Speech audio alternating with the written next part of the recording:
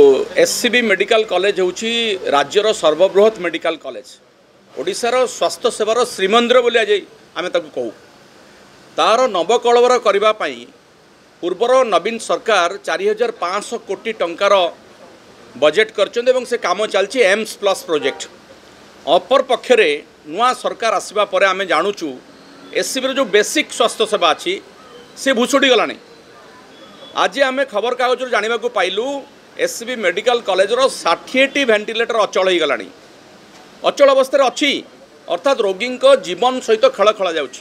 जाते गोटे रोगी तार शेष अवस्था पहुँचे जिते मेडिकली आउ किसी उपाय डाक्तर पाखे न था वेंटिलेटर रखी दि जाए एवं वेंटिलेटर शेष भरोसा रोगी मानकर रोगीर संपर्कीय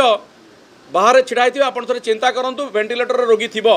अथच वेंटिलेटर अचल पाई रोगीर जीवन चली जाऊँ ये जीवन सहित खेल नुह तो कौन तो से भली गोटे संगीन अवस्था गोटे सांघातिक खबर आसला मुझे आज शून्य काल उठेली मानवर स्वास्थ्य मंत्री दृष्टि आकर्षण कली यही वेंटिलेटर गुड़िक कोविड समय केंद्र सरकार जोगे 50टा वेंटिलेटर जोगे एवं जहाँ खबर रे प्रकाश पाई आरंभरू से त्रुटि परिलक्षित होता या भितर गोटे केपीटीएल नामक गोटे संस्था ताकू 10 थर कुआडे सजाड़ी साराणी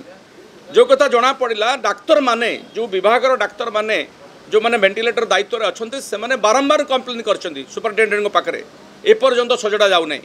तेणु से बाध्य होकरी ए खबर को मु विधानसभा